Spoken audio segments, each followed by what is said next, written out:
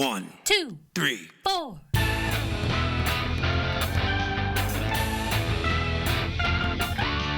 Monster movie. Fun time, go! Monster movie. Fun time, go. Monster. Movie. Fun time. Go! Monster movie. Fun time, go. With Precious D and Honey Bee. Fun time, go! Ladies and gentlemen, boys and girls, friends and neighbors, welcome to Monster Movie Fun Time Go. I am your host, Precious D. And I'm your other host, Honey Bee. Honeybee and I are two best friends making our way through the history of kaiju movies. We started in 1933 with the original King Kong, and today we're in 2016 with a movie called Kaiju Mono. This is not widely available. People, if you want to watch it, you might have to get a 7-day free trial to something called High Rise. It's pretty cheap, though. Yeah, it's mostly anime, but there was a couple of live action things on it, including this. But it's either that or buy a Blu-ray, and I'm not doing that. So, let's see. 2016, 93 minutes from Japan. It is directed by Minoru Kawasaki. He directed Monster X Attack the G8 Summit, which we did on this show. And he directed something that will be coming up in the future of this show called Giant Monster Seafood War or Monster Seafood War. Something like that. Monster Seafood Wars. Hell yeah. Honeybee, what were your initial impressions of Kaiju Mono? Well, I definitely wasn't expecting it to be so silly. Yeah. I just was not expecting that. I laughed so many times of just like sheer what the fuck are we watching? But I will say I thoroughly enjoyed it. I enjoyed the laugh. I loved the tiny toy town and the tiny toy tanks. So good to revisit those favorite things of mine. I love the suit acting in this film and the kaiju battles. It really, it's fun and it kind of takes us back, but in kind of a way of like, you know, like Scary Movie where it's just a movie, I feel like, kind of making fun of a bunch of shit at once, you know? Mm-hmm. So yeah, I had a blast. It was hysterical. Yeah, it's a comedy movie. It's kind of a parody of kaiju movies. There's a lot of wrestling going on. And the monsters are practical effects, not CGI. It was so nice to see. Let's talk about the cast. Kota Ibushi as Hideto Nita after the injection, and he is a wrestler. Suyasuke Sato as Hideto Nita before the injection. Minoru Suzuki as Evil Nita. He is also a wrestler, so I think we're meant to recognize these people. The first guy, Kota, I think, is actually done some wrestling over here in the All Elite Wrestling group, company, whatever they're called. Ryu Manatsu as Professor Jotaro Seigo. Hiroyuki Taniguchi as Daikaiju Mono. Iji Ukulele as Vice Minister Suichi Oda. Shinzo Hota as Professor Nindo Izumi. Mika Kawanishi as Miwa Saigo. Saki Aki as Lisa/Scorpio. She is also a wrestler. Fuyuki Moto. Mitsuko Hoshi. It doesn't say who they play. Ichi Kikuchi as Deputy Defense Secretary Wataru Hashimoto. Bin Furuya as Defense Minister Yuko Kamakura. He was the original Ultraman. The guy in the Ultraman suit, not the guy that turns into Ultraman. Hell yeah. Sandeu Dokomamushi, he's playing himself, I believe, and Yasuhiko Seijo. I think all the people that didn't have a character list are playing themselves. That was kind of nice. a funny bit. There was a part where they're talking to a bunch of people on the street. And then the reporter says, and now here's another cameo that our American audiences will not recognize. So I think all the people had just seen were famous in Japan, but not in America. And then they actually explained who this guy was that they were talking to. Yeah, I loved those moments throughout the movie where they're like, there's like one point where they're like, we have to go down here because it's part of the plot, you know? It's like, it's a huge part of the movie plot. There's an important and plot then, point somewhere in the forest here. Yeah.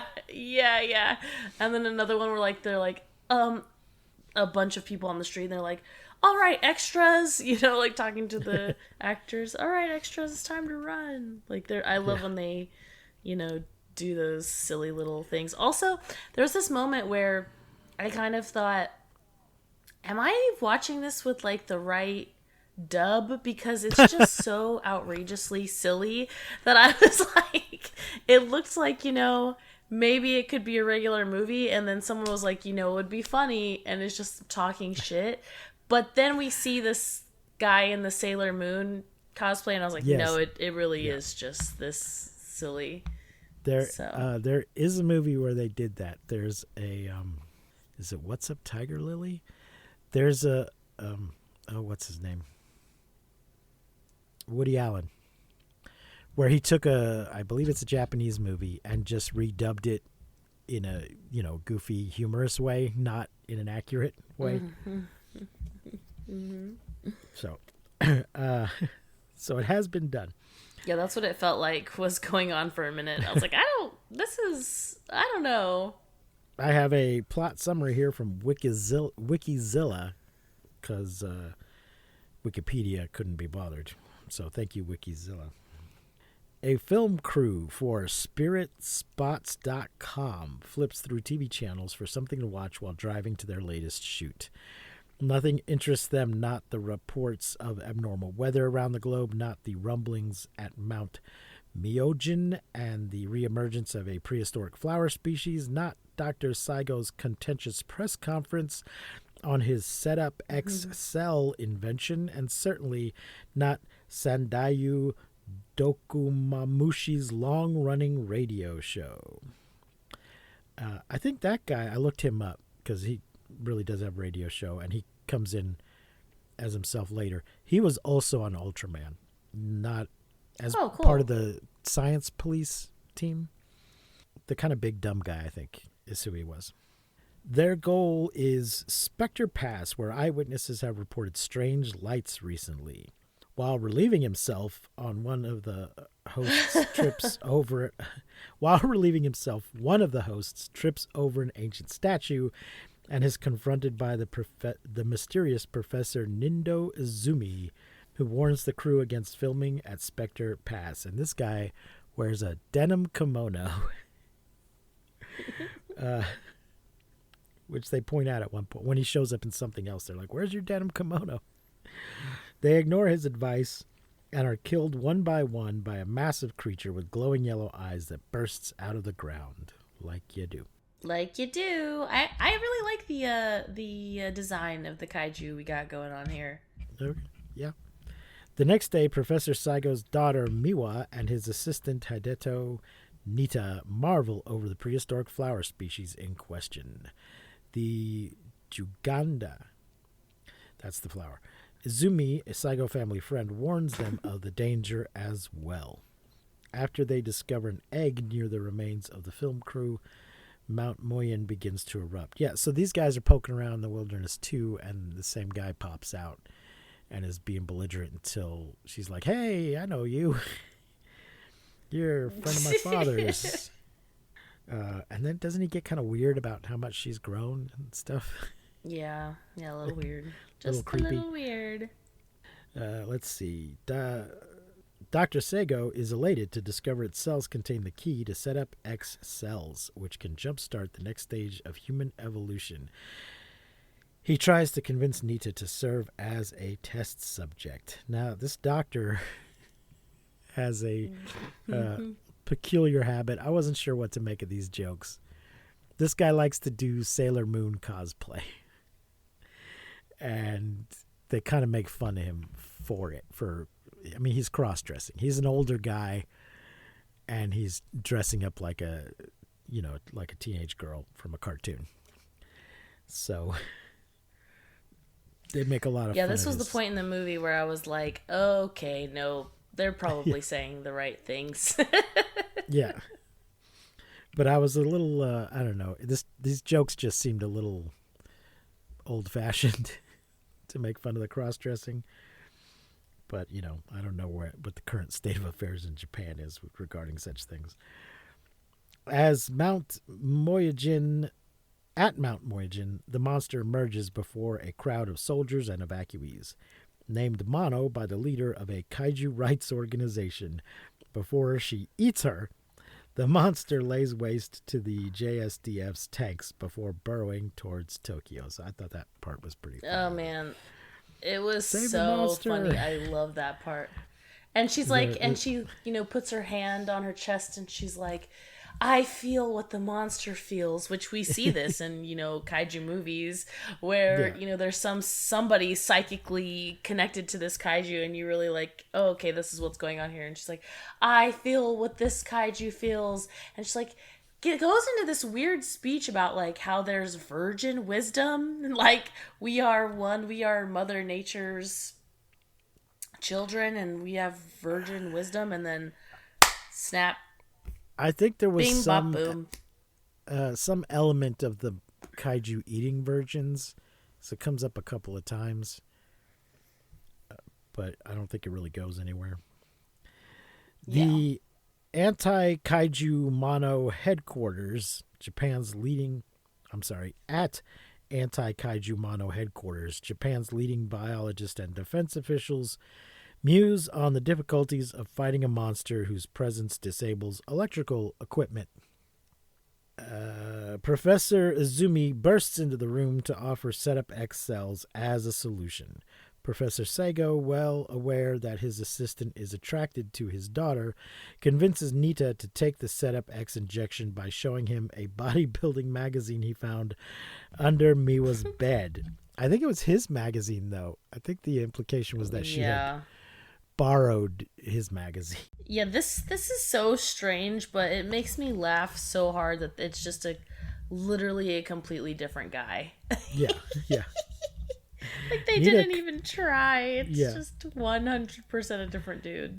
Did not at all do a Chris Evans, make him look small and then have him get big. Like, nope, it's just a different guy. Totally different face and everything. Yeah, it's hilarious. Nita confronts Mono in Shibuya, the girl who's hard to get, clad only in a special pair of briefs designed to expand and contract as he changes size, because it's not that kind of movie.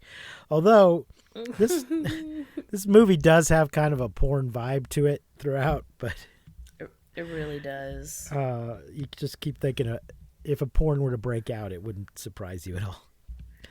And even at some point, one of the random extras is like, "Is this a hentai?" Yes. Yeah. After taking a few early hits, he overwhelms the kaiju with a series of advanced pro wrestling moves. Once his 2 minutes and 40 seconds are up and Mono withdraws, he returns to his normal size, but to the surprise of all, still retains his new muscular appearance. So it's like a Ultraman thing here. He's working on a timer, but then he doesn't go back to his original form. He just stays as the other guy. Nita becomes an instant celebrity, referred to as the Great Giant by the media. He kisses with a beautiful stranger named Lisa. His kiss with a beautiful stranger named Lisa is captured by paparazzi, depressing Miwa. That night, she discovers the egg pulsating with light. What egg? Did they mention the egg earlier? At some point, Yeah, they did mention the egg earlier. Okay. And yeah, they you read about it. Okay. But if I saw that thing, I would not be like, oh, is this an egg? I was like, it doesn't even look like an egg. Anyways. When Mono raids Shibuya again, the scientists attempt to return the egg to her. However, recovering the egg only makes her fight harder against Nita when he tries to convince her to return underground. With electrically charged punches and poisonous fog, she handily defeats him, turning the media against him. Lisa leads him to a love hotel and steals his briefs, revealing herself as a foreign agent. To the surprise of Japanese counterintelligence, she has no interest in Setup X cells, as other countries developed their own super soldier serums long ago, back in World War II maybe. Nita's briefs, however, represent an incredible breakthrough in undergarment technology. See, this is just bordering on porn. As Professor Saigo researches an upgrade for Setup X cells, Professor Izumi trains Nita in the woods, even teaching him how to stop the flow of a waterfall. Oh my gosh, I love this little like training montage. It is glorious. Lisa brings the briefs to her benefactor, codenamed Viper, only for him to double-cross her. She easily defeats his bodyguards, then returns the briefs to Miwa. This does remind me of some of the older kaiju movies we've seen, where there's all kinds of weird spy shit going on along the edges. Yes, She meets and Nita another part here that's like really funny is when she walks in and the guy's like, "Hey, you're late." She's like, "Yeah, sorry, I had a badass fight scene." She meets Nita at the waterfall and they reconcile. He fares better against Mono in his third bout with her, but she bats aside his new technique and lays him low with an electrified grip. Professor Saigo injects Nita with a version of Setup X containing an evil gene, transforming him into a vicious fighter who trounces Mono. Before he can finish her off, the biologist Koichi Kirahara arrives with the revelation that Mono is the equivalent of a human woman in her 70s. Sandayu Dokumamushi, an expert in older women, arrives to walk Nita through the steps of peacefully leading Mono away from the city. So, setup and payoff. They set up his radio show in the beginning, and then he actually shows up, steps out of a limousine at the end. Hilarious. So, there you go. There's Kaiju Mono, ladies and gentlemen. I feel like there's so much to say about this movie, but I did not write notes this week. I'm kind of raw dogging it, so I'm trying to like pull the only like moments that come to my mind like from watching this movie are just the absolutely like ridiculous lines, like the jokes about the cross-dressing, and it's just very, I feel like, scary movie vibes where it's like making fun of a bunch of shit. There's like even one point where there's like, let's do this thing because it's the one trope we haven't done yet, and I just like really love that. I really appreciated the just how they kind of broke that illusion, that like fourth wall, and they're just like talking to you like, hello audience, this is what's gonna happen, and I just really love that. I thought it was a very freaking wacky. Well, what are you gonna rate it? Oh man, I really don't even know what to rate it, because I feel like I don't know, it's just so weird. What are you gonna rate it? I'll give it a 3. It was okay. I feel like it deserves a little more than that. I think I'm gonna go with a 4. I think you probably laughed more than I did. So yeah, sure. I thought it was okay. I definitely appreciated the guy in a suit. That's partly because the other kaiju is just the other kaiju is just a big guy, so there's no point in CGIing that shit. But and I think it's just a nice, it's like a nice they're making fun of kind of kaiju movies in general, and it's like a nice kind of like, hey, remember this shit, you know? Because, like, what are we, 2016?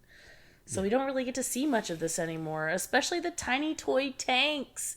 And like, there's like a moment where we pan out from seeing, you know, from a street view, and then we kind of pan out to see the two, you know, fighting, and the background is just little toy cars, and I was just like, woo, yeah, tiny toy town, smash it up. I kind of miss, you know, the toys. Did you have time to check out anything else on High Rise? You've got I have 7 not days. yeah, I am gonna enjoy my 7-day free trial. I watched 2 episodes, I think, of something called Plus Sized Elf. It was okay. Was I mean, was that the did you send me snaps of them? yes. Of the 2 episodes. Okay, yeah. This elf, you know, crosses through a magical portal to our world, and then gets a unhealthy obsession with French fries. And apparently, you can only send back the same amount of matter that you brought through.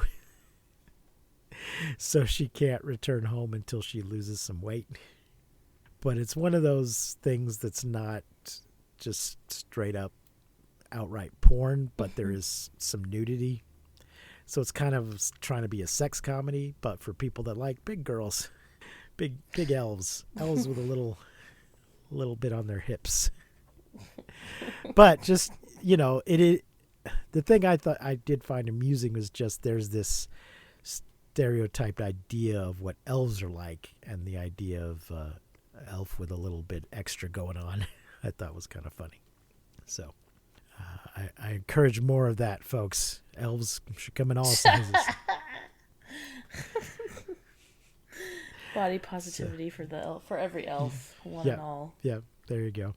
So yeah, check out your 7-day free trial from High Rise if you want to watch this movie and then a bunch of anime. Which I kind of feel like you should. I feel like you should watch this movie just because it is a roller coaster of what the actual fuck in a very good way. So that's kind of going to wrap it up, except we wanted to mention that Kaiju Go is coming up. We are sponsors. In fact, I just paid our sponsorship fee today. So Woohoo! We will be there in August 16th. Go to kaijugo.com to see everything that is going on with that. And Godzilla continues to terrorize the Marvel universe. This week, Godzilla vs. X-Men came out.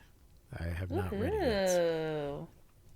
Sick. So, and there's some game funding on Kickstarter that's Godzilla and Kong and shit, but it's a little bit pricey. Let me see what it's called. Battle Monsters Godzilla X Kong. Friend suggested I try to get a review copy out of them. I don't know if our show's big enough to convince them that that's a good idea, but what the heck. Doesn't hurt to ask. That's going to wrap it up for today, folks. Remember to like and subscribe and rate and review, and go check out our Patreon. Next week is Godzilla Planet of Monsters. Speaking of anime, it is on Netflix and only on Netflix. I'm excited. Very excited. So, yeah. Until then, I have been Precious D. And I've been Honeybee. Remember to keep calm and take shelter in basements. And please don't misuse science. We won't see you, but you will hear us next time on Monster Movie Fun Time Go. You've been listening to Monster Movie Fun Time Go. If you enjoyed the show, please consider rating and reviewing us on your podcasting platform of choice. You can leave us a message and find links to all our things at mmftg.com.